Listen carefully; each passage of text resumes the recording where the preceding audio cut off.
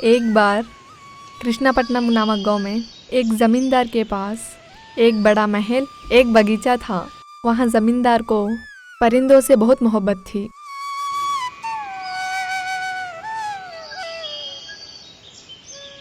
राघवैया जी, 1000 नीले तोते मंगवाने के लिए कहा था ना, क्या वो आ गए हैं? साहब वो अभी नहीं आए साहब, कल आ जाएंगे। अच्छा, वो तोते आते ही उन्हें पूर्वी कमरे में रखवा देना, संभाल के रखना। अच्छा बाबूजी। पिताजी, मुझे मेरे सहेलियों के साथ बाहर जाने का मन कर रहा है। कहते हैं कि मुझे बाहर की दुनिया पता नहीं है। ऐसे कहते हुए मुझे मेरी सहेलियाँ सताती है। नहीं बेटा नहीं, हमारे घर की औरतें दहलीज पार करके आज तक कहीं बाहर नहीं गए हैं। जब जो चाहे वो आपके पास आ जाता है, तो आपको बाहर जाने की ज़रूरत क्या होती है बेटा? इस तरह ज़मींदार की बेटी भी बाहरी दुनिया कुछ नहीं मालूम होने के कारण पिंजरे में तोते की तरह वो हमेशा घर में ही रहती थी। वहीं बगीचे में वेंकन्ना नामक एक व्यक्ति उस बगीचे में काम करता था। उस व्यक्ति के 2 बेटे थे जिनका नाम रंगा सुब्बड़ू था। लड़कों की उम्र बड़ी, लेकिन उन्हें कुछ नहीं मालूम। अरे रंगा सुब्बड़ू, देखिए खाना खाते रहिएगा, मैं अभी आती हूँ। अच्छा माँ, माए भाई मिलकर खाते हैं, आप जाइए। माँ जी, बहुत भूख लग रही है माँ जी। पिछले 5 दिन से मैंने कुछ नहीं खाए है माँ जी, थोड़ा सा खाना हो तो डालिए माँ जी। सुन भाई, बेचारा ये भिखारी तो 5 दिन से कुछ भी नहीं खाया है। हम रात में ही खाना खाए हैं ना, इसलिए हम ये सारा खाना इस भिखारी को देते हैं। हाँ भाई, सच कहा आपने। अगर खाना नहीं खाया तो ये भिखारी मर जा सकता है। देखो, ये खाना खा लीजिएगा। घर में पकाया गया सारा खाना दोनों भाइयों ने उस भिखारी को देते हैं। अय्यो, ये क्या किया तुमने? सारा का सारा खाना अगर भिखारी को डाल देंगे तो हम क्या खाकर बचेंगे? ये क्या उल्टे सीधे काम करते हो तुम? माँ, आपने तो कहा था कि जो भूखे होते हैं उनको खाना देना चाहिए। हाँ, खिलाना चाहिए, लेकिन इतना भी देना नहीं चाहिए जिससे कि हमें कम पड़े। सुनिए जी, देखो आपके बच्चों के काम दिन ब दिन बहुत बिगड़ जा रहे हैं। तुम देख रही हो ना रत्नम, इसलिए इस उम्र में इतने बड़े बच्चों को भी मैं अपने खुद की मेहनत से इन्हें अब तक पालते आ रहा हूँ। पर हम क्या कर सकते हैं, भगवान ने हमारी किस्मत शायद ऐसे ही लिखी होगी। बेटा रंगा सुबड़ू, बाहर मैं बाबूजी के महल तक जाकर आता हूँ, आप यहाँ पर संभल कर रहिएगा, बाहर मत आइएगा। क्या पिताजी, आप हमें हमेशा बाहर आने के लिए मना करते हैं, अंदर ही रहने के लिए कहते हैं। पिताजी, हम भी तुम्हारे साथ बाबूजी के घर आते हैं ना पिताजी। हमेशा यहीं पर रहना हमें अच्छा नहीं लगता है। बगीचे के महल को आएंगे क्या बेटा? नहीं बेटा नहीं, वहाँ पर नहीं आना चाहिए। आप वहाँ पर मत आना, वहाँ पर तो बहुत प्रकार के परिंदे होते हैं। अगर एक भी परिंदा उड़ गया तो वो हमारे जान पे आ जाएगा बेटा। परिंदे जंगल में होते हैं ना, महल में क्यों रहते हैं? वो इसलिए कि बेटे हमारे जमींदार साहब को परिंदे पालना बहुत पसंद है। अपने मुल्क में भी नहीं बल्कि दूसरे मुल्कों से भी वह बहुत से परिंदों को मंगवा कर उस महल के अंदर परिंदों के लिए बड़े बड़े पिंजरे बनवा कर उसके अंदर परिंदों को रखकर उन परिंदों की देखभाल के लिए कुछ काम वालों को रखते हैं। वह परिंदों को बहुत मोहब्बत के साथ देखते हैं। उस जमींदार के महल में बेटा इस दुनिया में रहने वाले सारे प्रकार के परिंदे वहाँ मौजूद है। पिताजी, आज एक दिन के लिए हमें बगीचों को लेकर जाइए ना, उन सारे परिंदों को देखने का मन कर रहा है पिताजी।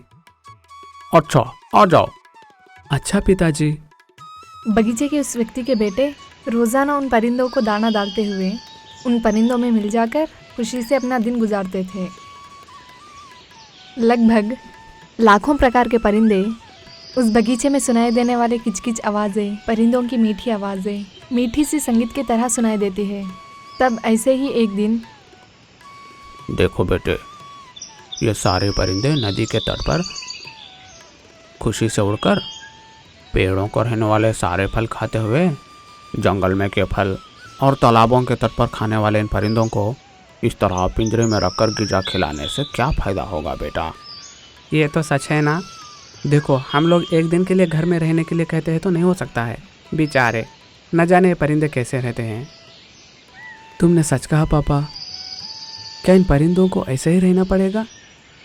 क्या ये आज़ाद नहीं हो सकते? नहीं हो सकते बेटा, क्योंकि ज़मींदार इन सबको पाल लेते हैं ना वो, इसलिए हम कुछ नहीं कर सकते। वह दोनों भाइयों ने बहुत से सोच कर एक दिन रात के समय में, चल सुबह, अगर पिताजी उठेंगे ना, हम कुछ नहीं कर सकते। चलो धीरे से चलते हैं। सारे परिंदों को आज़ादी देने के लिए, उसके लिए वह लोग रात के ठीक 12 बजे सारे परिंदों के पिंजरों को उस रात खोल दिए हैं, जो किसी को पता नहीं था।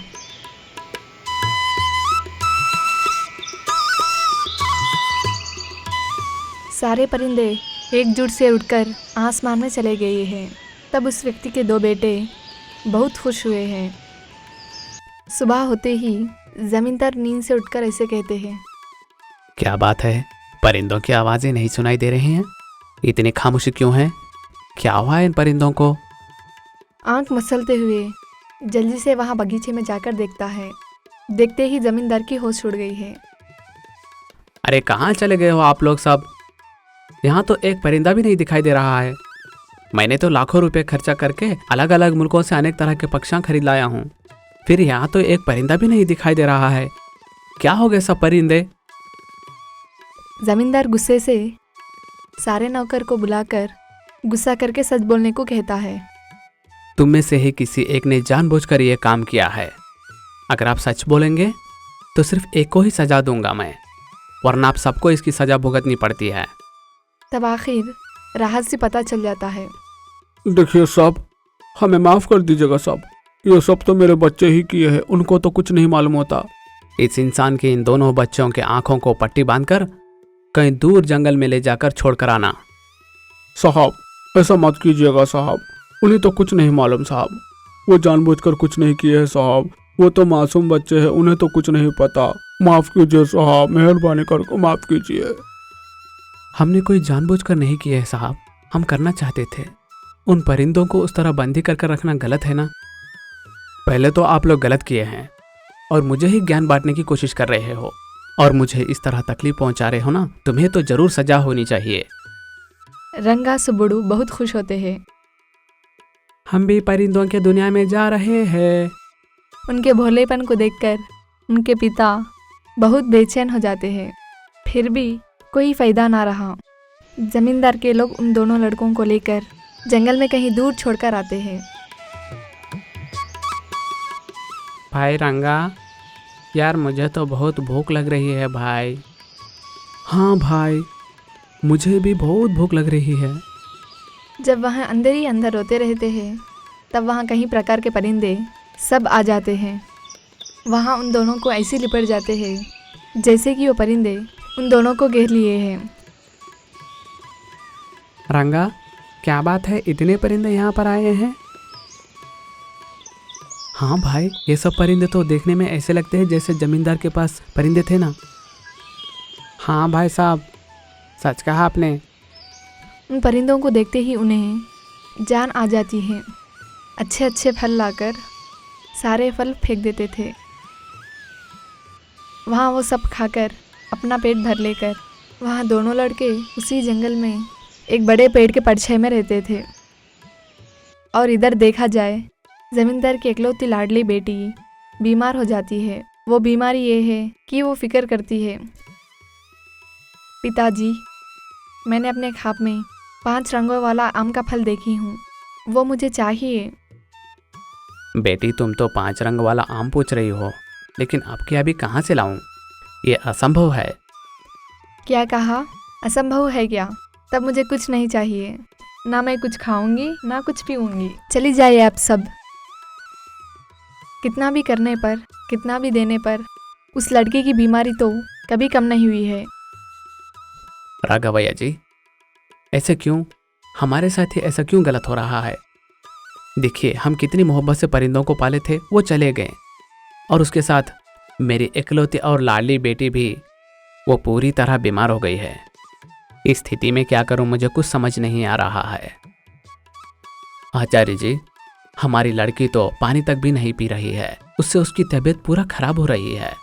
आप ही कुछ करके बचा लीजिएगा। अरे अरे, आपकी लड़की की तबीयत तो दिन ब दिन खराब होती ही जा रही है ना। सबसे बड़ी बीमारी मानसिक बीमारी होती है।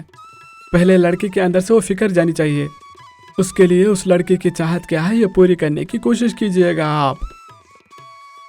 फिर आखिर वह जमींदार निराशा के साथ वहाँ 5 रंग वाला आम का फल दुनिया में कहीं नहीं मिलेगा ऐसी उम्मीद तोड़कर कुछ ना समझ आने से, देखिए राघवैया जी, जो भी 5 रंग वाला आम का फल लेकर आते हैं उन्हें लाख रुपए इनाम देंगे कहकर डंडोरा पिटाइए। अच्छा साहब, अभी करवाता हूँ। यार, यह सारा जंगल फिरने पर भी वह 5 रंगों वाला आम का फल नहीं मिल रहा है। फिर भी वो क्यों मिलेगा? वैसे ये आम के फल होने का समय तो नहीं होता। यार, जब हमको ही नहीं मिला है तब कोई और दूसरों को क्यों मिलेगा? नहीं मिल सकता। मतलब जमींदार की बेटी जिंदा रहना मुश्किल होगा क्या? वरना हम क्या कर सकते हैं यार। 5 रंगों वाले आम के फल को खाने की वह लड़की की इच्छा देखना, वह तो बहुत विचित्र है। यह बातें जंगल में रहने वाले रंगा सुबड़ू को पता चलती है। सुबड़ू? मतलब जमींदार की बेटी की जान तो अब खतरे में ही दिख रही है। तो अब हम एक काम करते हैं। क्या काम है भैया, बताइए। वैसे देख, रोज़ाना ये सारे पक्षी अपने पास अनेक प्रकार के फल लाकर गिराते हैं ना, तब उन फलों के अंदर इस तरह का 5 रंगों वाला आम का फल हो सकता है। हम देखते हैं। अच्छी बात है। उस समय से अनेक प्रकार के फल जो परिंदे लाए हैं उन्हें अच्छे से साफ करके खाते रहते हैं। एक दिन एक हंस 5 रंगों वाला आम का फल ले आकर उनके बीच फेंक देता है। तब वह बहुत खुश होकर उन परिंदों को ही देवता समान मानकर वह फल ले आकर ज़मींदार को देते हैं। उस फल के कारण वह लड़की की बीमारी भी कम हो चुकी है। आपका बहिष्कार करने पर भी आपने अपने दिल में ऐसा कुछ नफरत नहीं रखे हैं। इस 5 रंगों वाला आम का फल ले आकर आपने हमारे बच्चे की जान बचाई है।